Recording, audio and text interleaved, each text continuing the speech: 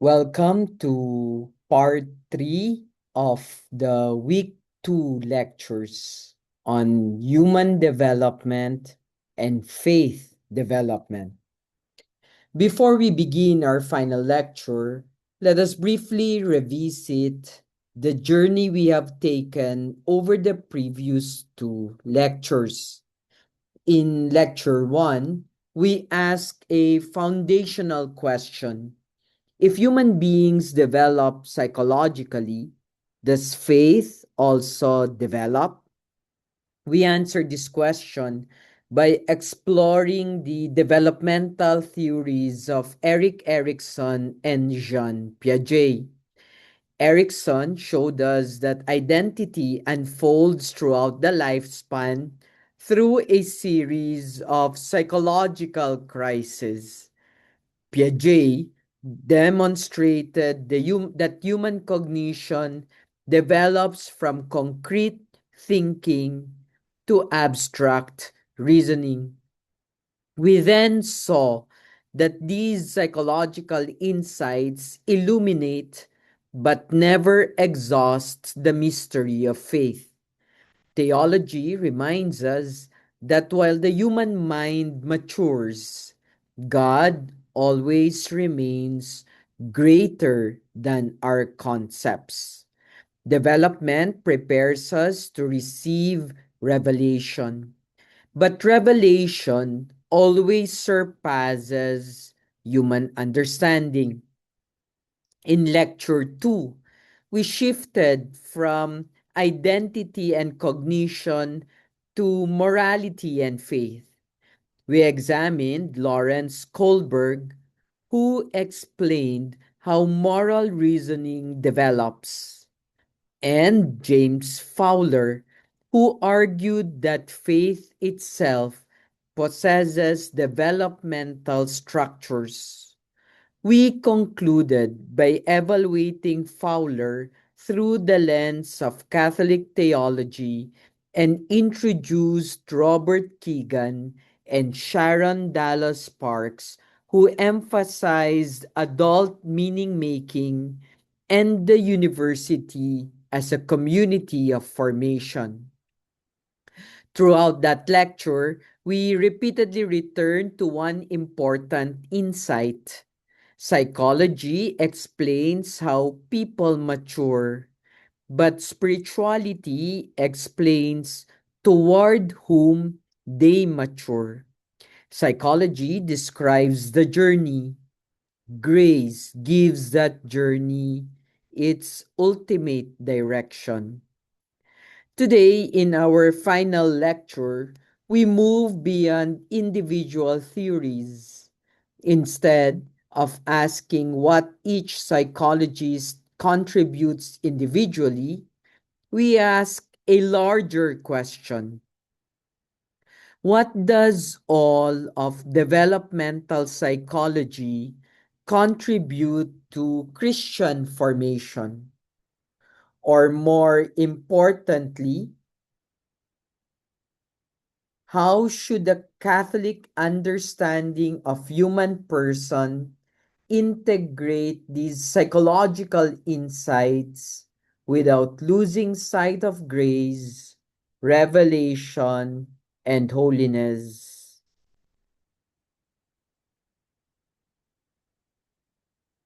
That is the purpose of this third lecture, Integral Human Formation. We now enter the chapter of this lecture. Notice the title, Integral Human Formation.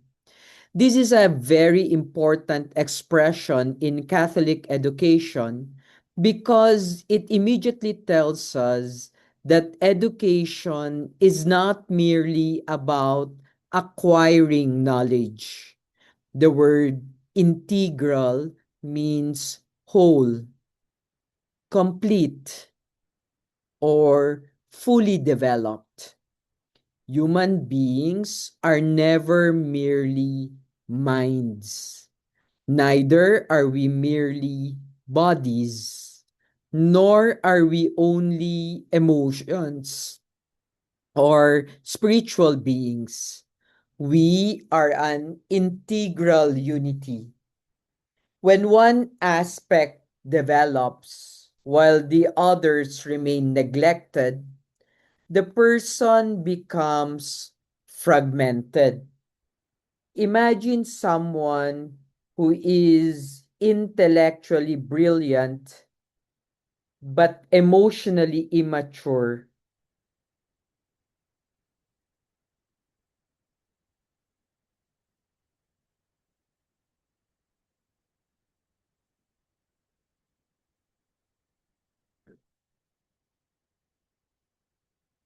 or someone who is professionally successful but spiritually empty,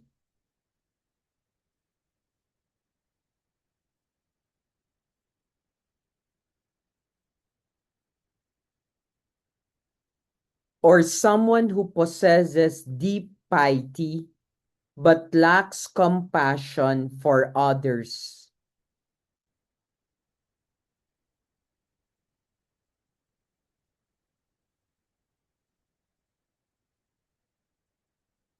Each represents incomplete development.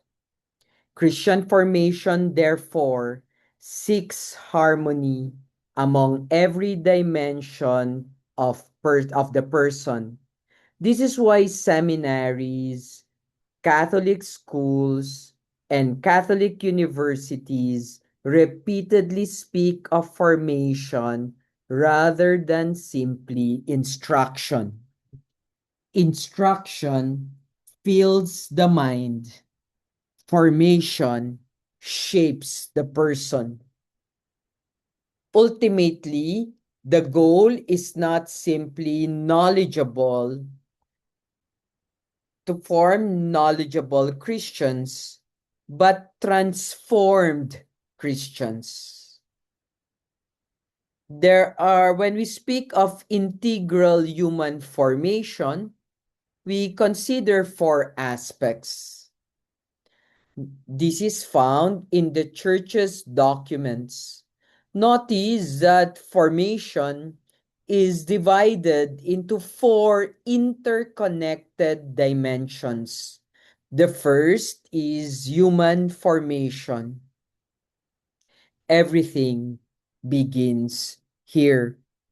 A person learns emotional maturity, self awareness, healthy relationships, responsibility, and integrity. Without these foundations, even theological knowledge becomes unstable. The second is spiritual formation. This concerns prayer, the sacraments, discernment, intimacy with Christ, and openness to the Holy Spirit. Grace transforms the whole person from within. The third is intellectual formation. This is where theology, philosophy, scripture, history, and the human and social sciences belong. Intellectual formation enables us to think clearly, judge wisely, and defend the faith responsibly. Finally comes pastoral formation. Everything learned must become service. Pastoral formation teaches accompaniment, evangelization, leadership, compassion, and concrete ministry. Notice something very important. These four dimensions are not four separate programs. They constantly interact. A weakness in one eventually affects the others. Good theology without prayer becomes ideology. Prayer without sound doctrine becomes sentimentality. Knowledge without pastoral clarity or charity becomes arrogance. Human maturity without spiritual depth becomes merely secular professionalism. Authentic Christian formation integrates all four simultaneously. Take note, psychology supports spirituality.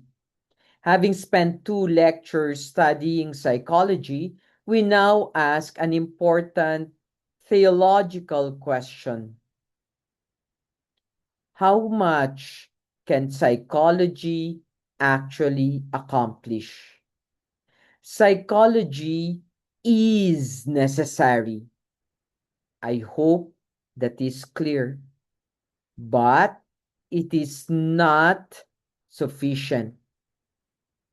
Psychology gives us remarkable tools. It helps us understand personality. It identifies trauma. It explains emotional development. It improves communication. It teaches healthier relationships. It assists discernment by helping persons recognize emotional patterns and unhealthy behaviors. These are invaluable contributions. Yet, psychology has limits. It cannot forgive sins. It cannot communicate grace. It cannot celebrate the Eucharist. It cannot produce sanctity. Only God can do these things. The Christian tradition, therefore, never opposes psychology. Instead, it places psychology in its proper place. Psychology prepares the person. Grace transforms the person. One studies the human condition, the other introduces us into divine life. That distinction must always remain clear. Let's look at a comparative overview of the 6 theorists. Notice that each theorist answers a different question. Erikson asks, how does identity develop? Piaget asks, how does thinking develop? Kohlberg asks, how does moral reasoning develop? Fowler asks, how does faith develop? Keegan asks, how does consciousness become increasingly complex?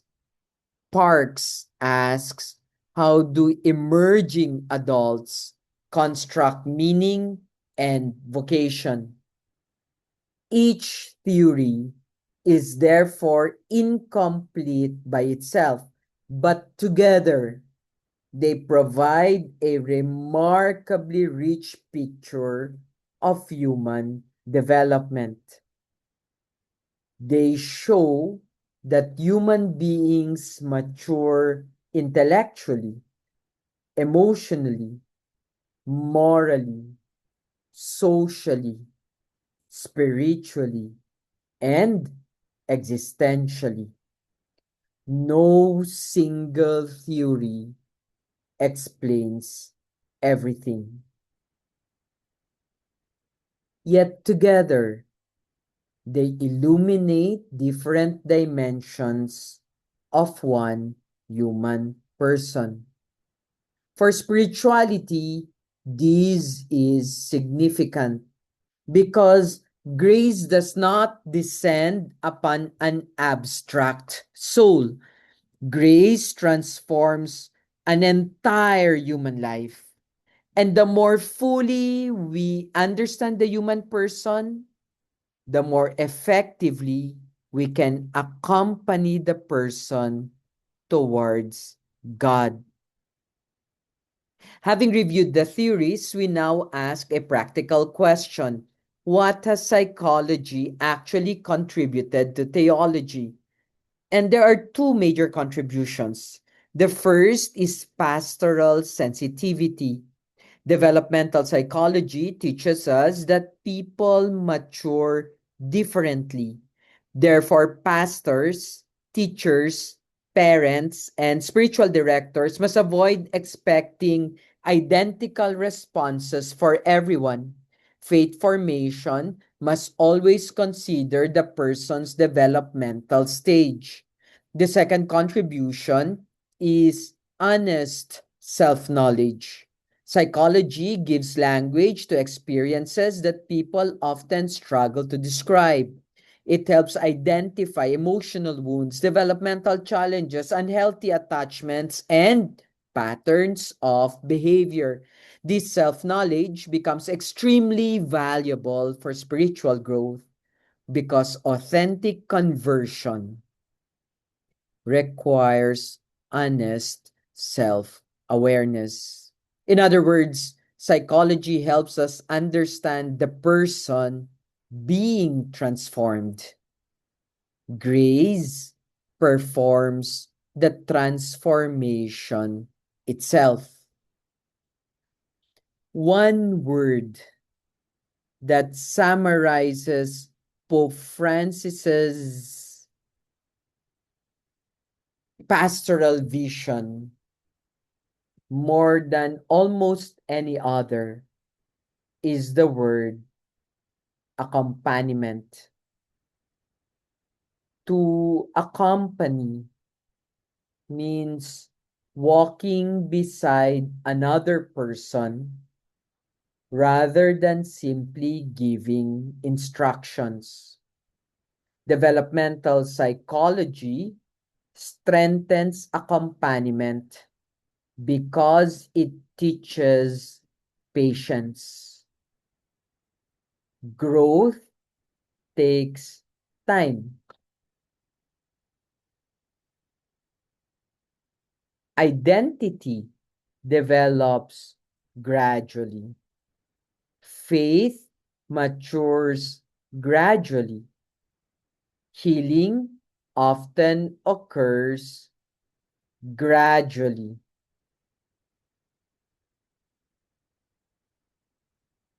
This prevents unrealistic expectations. Instead of asking, why isn't this person already mature? The better pastoral question becomes, what is the next step this person is capable of taking?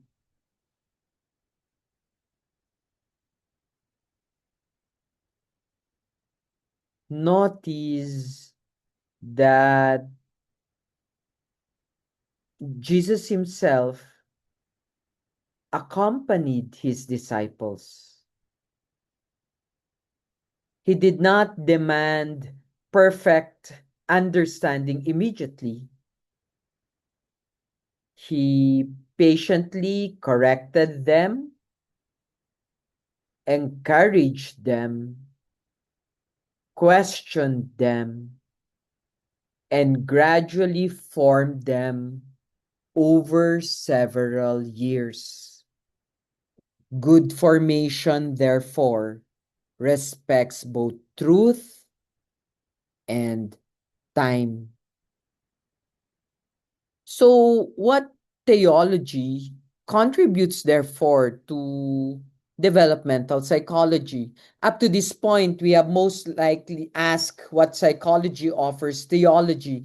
Now the direction reverses. What does theology offer psychology? Or what does spirituality offer psychology? First, spirituality reminds psychology that faith is a gift. Psychology can explain how many people become more capable of receiving faith, but it cannot explain why grace is given. Second, spirituality proclaims the primacy of grace. Human efforts matters. Education matters. Formation matters. But Christianity ultimately teaches that salvation begins with God's initiative. The Christian life is therefore never merely self-improvement. It is participation in divine life. This is the great contribution spirituality makes. It reminds psychology that the deepest transformation of the human person ultimately comes not from technique, but from grace. Let's look further.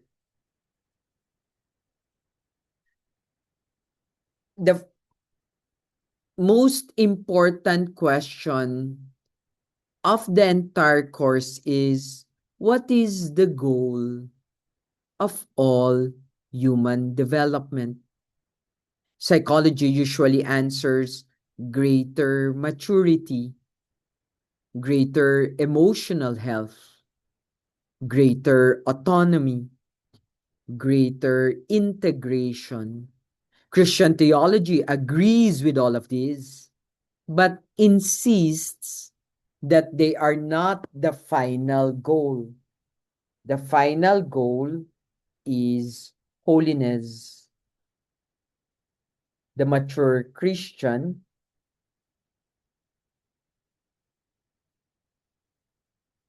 is not simply psychologically well adjusted. The mature Christian increasingly reflects the life of Christ. Every developmental theory we have studied points toward human growth. And spirituality asks an additional question: into whose image are we growing? The answer is clear: into the image of Christ. Thus, psychology describes the growth of the human person. Spirituality reveals the destiny of that growth. So we can summarize all of the foregoing in a single sentence. Development makes us more fully human.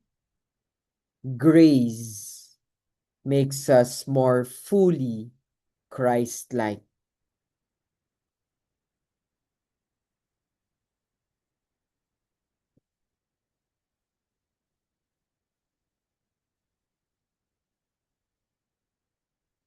We conclude our formal lectures by returning not to psychology, but to the gospel itself.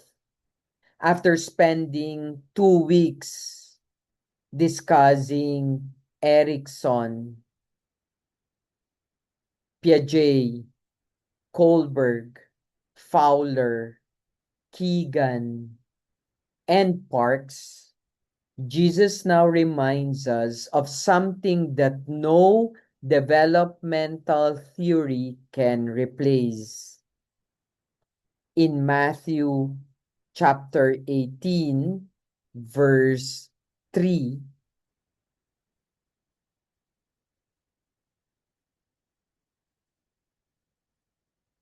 we read, "Unless you change and become like little children, you will never enter the kingdom of heaven."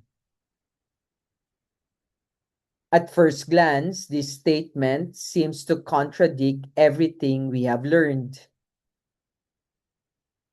Have we not spent 2 weeks emphasizing growth, maturity, and development? Is Jesus now asking us to become children again? The answer is no. The slide immediately warns us against a common misunderstanding. Becoming childlike is not the same as becoming childish. These are profoundly different realities. Childlikeness is a spiritual virtue. Childishness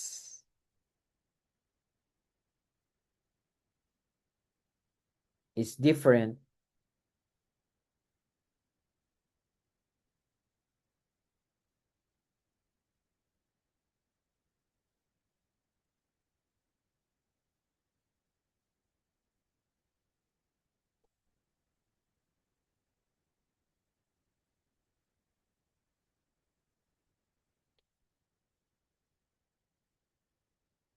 Childlikeness is a spiritual virtue. Childishness is an immaturity that we should overcome. Throughout these lectures, we have argued that faith develops. I think that is quite clear.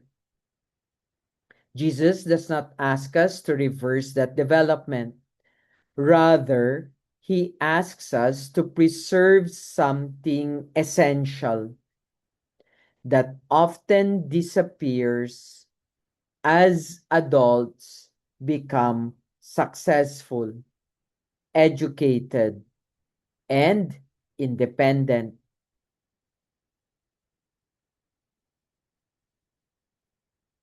What then is childlike trust?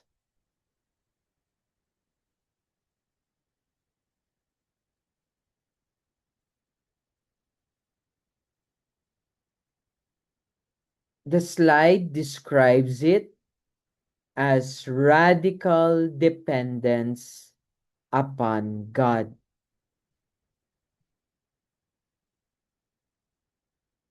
A child knows that he or she cannot survive alone. Children naturally receive everything as gift. They trust before they calculate. They ask before they pretend to know. Spiritually speaking, Christ invites us to recover this posture before God. Mature Christians eventually recognize that no amount of intelligence, experience, or even theological education makes them self sufficient before divine grace. Notice that childlike trust is not opposed to education. The greatest saints were often among the most intellectually accomplished people of their age. St. Augustine, St. Thomas Aquinas, St. Teresa of Avila, Edith Stein, and Pope Benedict XVI were all brilliant thinkers, yet their learning never destroyed their dependence upon God.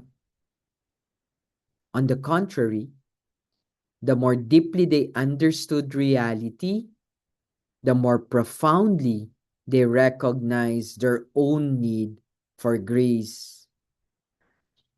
The slide distinguishes childlike trust from naivete. Childlike trust does not reject reason. It does not refuse difficult questions. It does not avoid responsibility. Excuse me. Rather, it recognizes that after reason has done everything it can, faith still entrusts itself to the God who exceeds human understanding. This is precisely what we have discussed when reflecting on Augustine's statement, Si comprehendis non est Deus. The second half introduces the opposite reality, childish immaturity. Unlike childlike trust, childishness refuses growth. It clings to magical thinking, avoids responsibility, and refuses the difficult work of moral, emotional, and intellectual formation. St. Paul addresses this directly in the First Corinthians when he says, "When I became a man, I gave up childish ways."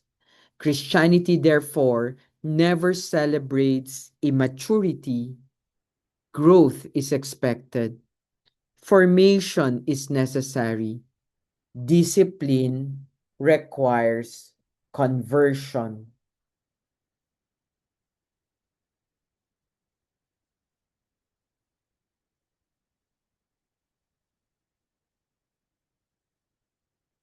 This distinction is extremely important for pastoral ministry.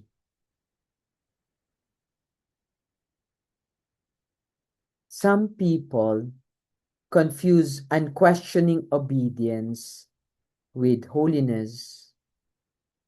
Others mistake emotional dependence for spiritual surrender. Still others believe that refusing to think critically somehow makes them more fruitful. The gospel teaches the opposite. Christian maturity requires a fully developed mind, a mature conscience, emotional stability, and responsible freedom, all placed, all placed in the loving dependence on God. The final sentence on the slide says this beautifully. Christian maturity is the integration of the intellectual rigor, moral responsibility, and emotional depth of adulthood with the trusting heart of a child before the Father. That, that is not regression. That is, it is a perfection of human development through grace.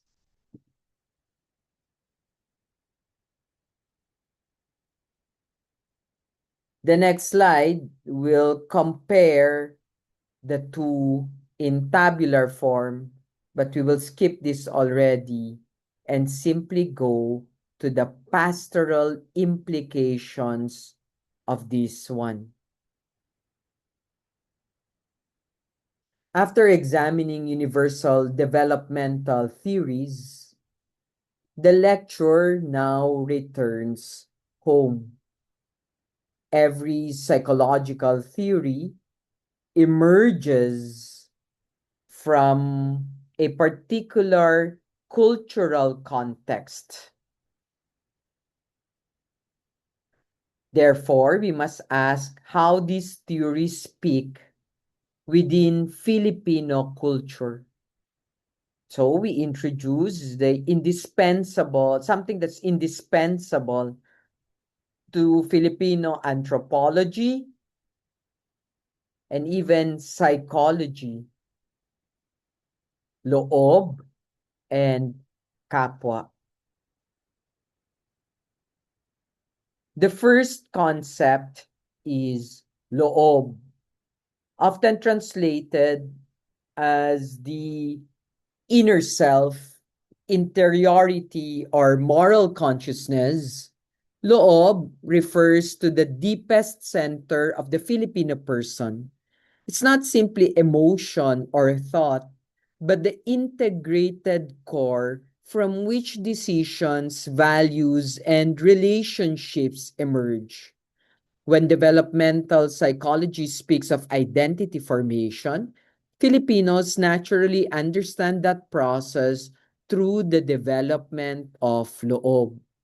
Christian theology enriches this insight by proposing that the deepest transformation of loob occurs not merely through psychological maturity, but through grace.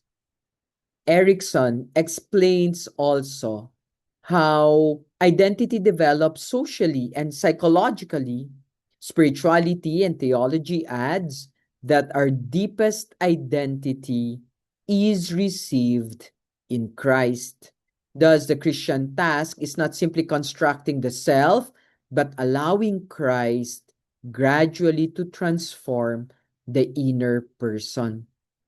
The second concept is kapwa, perhaps the most distinctive contribution of Filipino philosophy, but actually even, remember, De Gia speaks of kapwa too.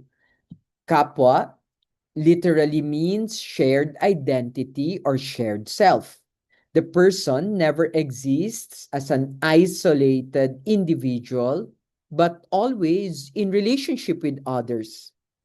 This resonates deeply with Christian anthropology, which understands the human person as fundamentally relational because God Himself is Trinity.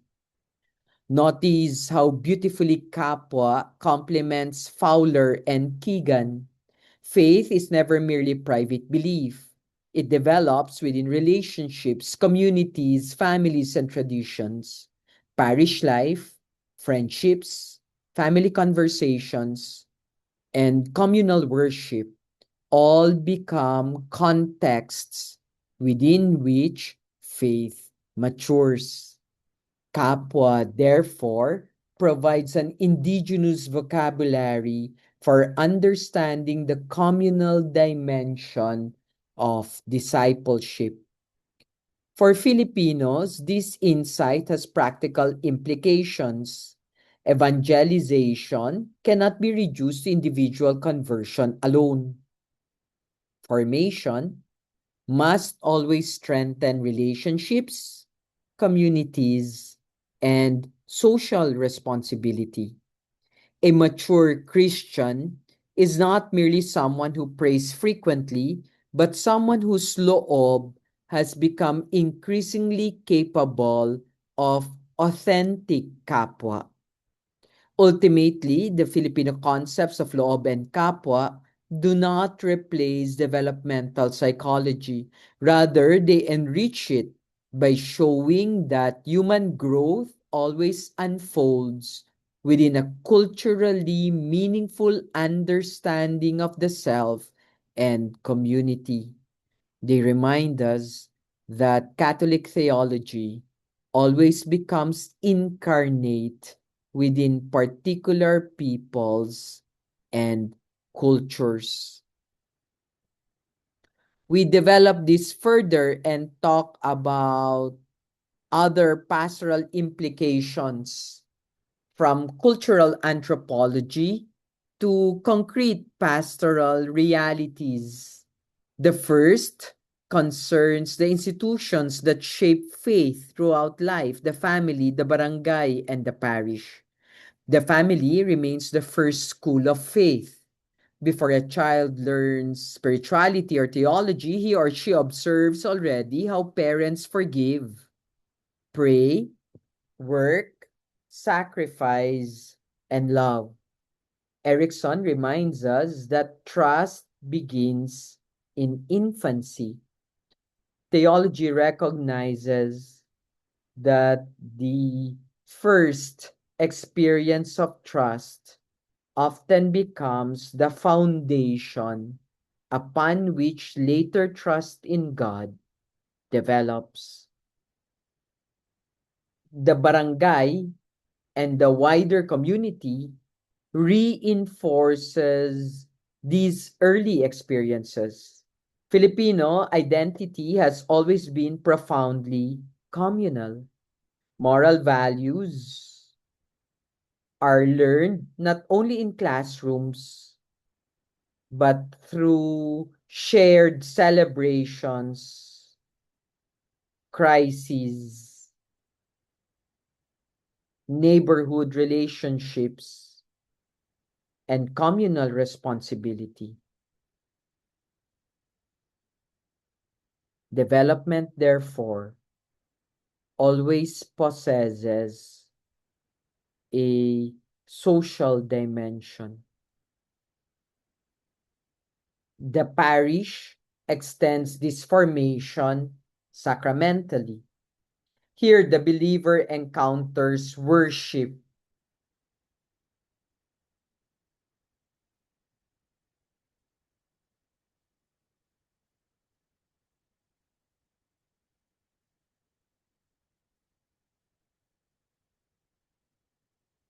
and catechesis and Christian friendship. Parish life accompanies persons through every stage.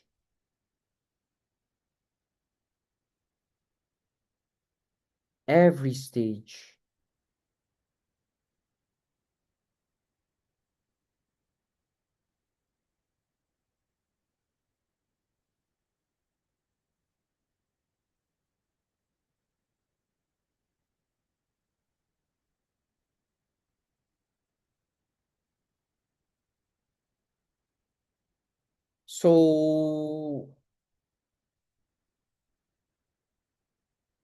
it the parish life provides continuity as psychological development unfolds across the lifespan. The slide also acknowledges significant contemporary challenges, secularization, and social media, which had profoundly altered the landscape of faith formation. Young Filipinos now receive competing narratives about identity, morality, happiness, and truth from countless digital sources. Traditional authorities no longer possess the unquestioned influence they once held. Rather than condemning these realities, the church is challenged to accompany them wisely. Developmental psychology reminds us that questioning often accompanies maturity. The task of pastoral ministry is therefore not simply to provide answers, but to accompany persons through their questions while remaining rooted in the gospel. The slide also highlights popular religiosity, including devotions such as the Santo Niño and the Simbang Gabi. These practices should not be dismissed as merely emotional expressions. Instead, they often become culturally meaningful pathways through which faith develops, eventually inviting deeper spiritual understanding and lifelong discipleship. This leads us towards an integrated vision of human and faith development. We begin the synthesis of the entire lecture, and it opens with the exhortation of Second Peter. Grow in the grace and knowledge of our Lord and Savior Jesus Christ. Notice that scripture joins two realities together, grace and knowledge. Christian maturity requires both. The first principle states that human development is faith's natural context. Every theory we have studied demonstrates that persons develop cognitively, emotionally, morally, socially, and existentially. Theology welcomes these insights because grace always addresses real human persons situated within these developmental realities. The second principle reminds us that developmental theories are tools, not theology. They help us understand experience. They illuminate patterns of growth. They assist pastors, teachers, and counselors. Yet they cannot replace revelation. They remain diagnostic instruments rather than sources of Christian doctrine. This distinction protects both disciplines. Psychology is respected for what it genuinely contributes. Theology remains faithful to its proper task of proclaiming God's revelation to Christ. Neither discipline dominates the other. Instead, each illuminates dimensions of the same human journey. The integration we seek is therefore neither reductionism nor separation. We neither reduce faith to psychology nor ignore psychology in the name of psychology or spirituality. Rather, psychology helps us understand the human person whom grace transforms. Spirituality reveals the ultimate meaning and destiny of that transformation. That's why we present three more concluding affirmations that summarize everything we have learned during week 2. The first is that grace always exceeds categories. Every developmental model organizes human experiences into stages. Such organization is useful. Yet God's grace cannot be confined within any human framework. Conversion sometimes occurs unexpectedly. Saints emerge from unlikely circumstances. God's initiative always remains greater than our theories.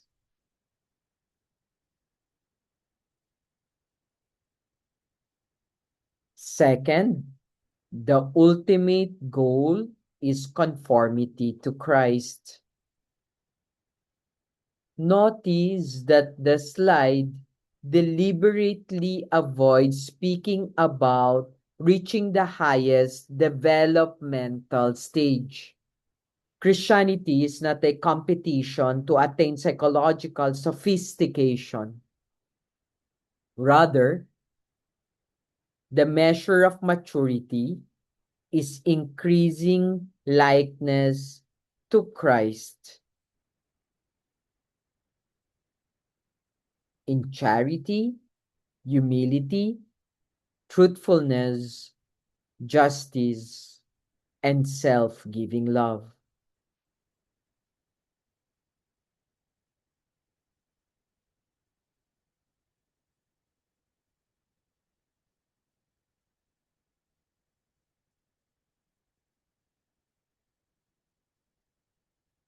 the lecture returns once more to Filipino culture.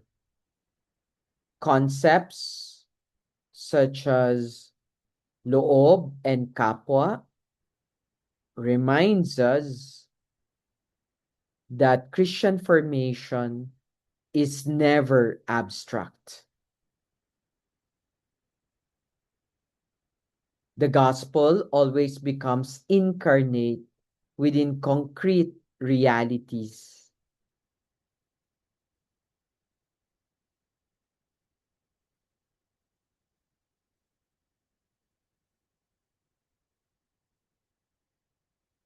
Concrete histories, languages, cultures, and communities. Filipino values, therefore, become resources through which the Christian life can be understood and lived more deeply. The concluding sentence invites us to hold together the rigor of developmental psychology and the mystery of theology. That invitation summarizes the entire course. Psychology teaches us how human beings grow. Theology reveals why they grow, toward whom they grow, and through whose grace they ultimately become fully alive. This integration, take note, it's not completion, but integration is what week 2 is all about.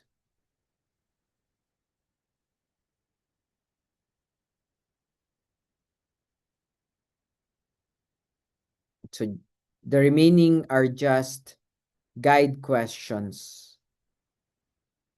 But as we arrive at our final point, let us pause and consider everything that we have learned throughout week 2.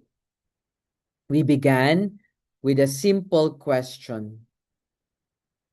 If the human person develops,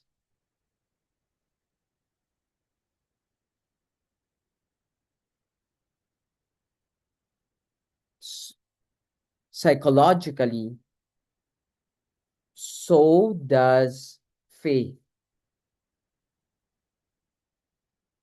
At first, this appeared to be a psychological question. We soon discover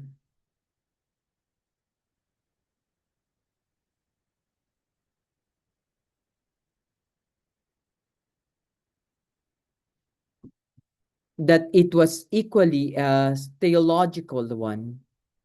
Over the course of these lectures, we have learned that human development and faith development are deeply related, yet they are not identical. Throughout this course, we have encountered several thinkers. Erik Erikson taught us that identity unfolds throughout the lifespan. John Piaget showed us that the human mind becomes increasingly capable of abstract thought. Lawrence Kohlberg demonstrated that moral reasoning matures through distinct levels of ethical reflection. James Fowler proposed that faith itself possesses developmental structures. Robert Keegan described increasingly complex forms of meaning making, while Sharon Dallas Sparks reminds us that adulthood is a privileged period of vocational discernment. Each of these scholars have contributed something important to our understanding of the human person, and none of them, however, provides a complete account of Christian existence. They illuminate dimensions of human development, but none can fully explain revelation, grace, conversion, or sanctity. Developmental psychology helps us understand how persons mature, and theology reveals why they mature and toward whom they ultimately end. The Christian tradition therefore refuses two opposite errors. On the one hand, it refuses to dismiss psychology as irrelevant. The church has consistently welcomed authentic human knowledge because grace builds upon nature rather than destroying it. Understanding emotional development, identity formation, and moral growth enables pastors, teachers, and spiritual directors to accompany persons more wisely. On the other hand, Christianity also refuses to reduce faith to psychology. Faith is not merely a developmental achievement or the highest stage of cognitive maturity. Faith remains a response to God's self-revelation. It is sustained by grace and perfected through charity. Even the most psychologically mature person cannot produce supernatural faith by human efforts alone. This integrated vision has profound implications for Catholic education. Holy Angel University is not merely institutions of information. They are communities of formation. They seek to develop the whole person, mind, heart, character, and spirit.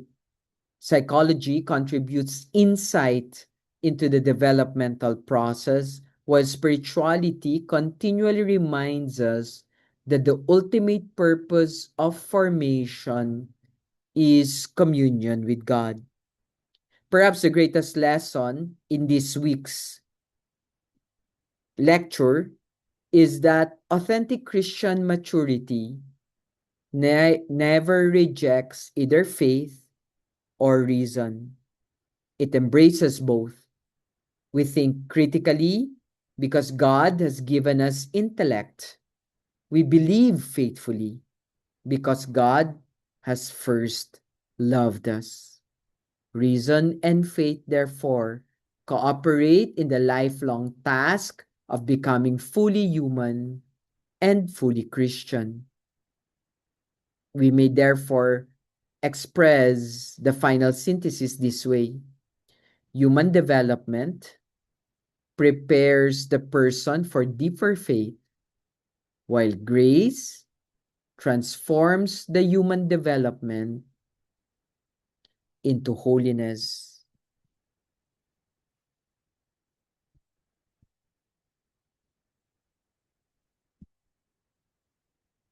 There, sorry, I think this is better. Para akong kinukuha ni Lord. Allow me to conclude our study with one final reflection. When we began this week two's lectures, we asked whether faith develops. In fact, we asked that from the very beginning. And after 2 weeks of study, perhaps we can answer more carefully. Yes, our understanding of God develops. Our capacity to trust develops. Our conscience develops. Our moral reasoning develops. Our ability to understand scriptures develops. Our appreciation of mystery develops. Our participation in the life of the church develops. Yet beneath all these developments stands one unchanging reality. God remains faithful. The one who called Abraham, accompanied Israel through the desert, formed the disciples patiently, and continues guiding the church today, is the same God who accompanies each of us through every stages of life. This realization should give us great hope. Development means that none of us is finished. None of us has arrived. No one has exhausted the mystery of God. There's always another invitation to conversion, another opportunity to grow, another grace waiting to be received. This is why Christian life is often described as a pilgrimage. Pilgrims, like Odysseus, have never reached their destination. They continue walking, sometimes confidently, sometimes slowly, sometimes carrying burdens, sometimes filled with joy, but accompanied by the God who walks with his people. As educators, formators, ministers, and disciples, may we never reduce persons to developmental stages. Instead, may we accompany them with patience, wisdom, and hope, recognizing that every human life is still being formed by the loving action of God.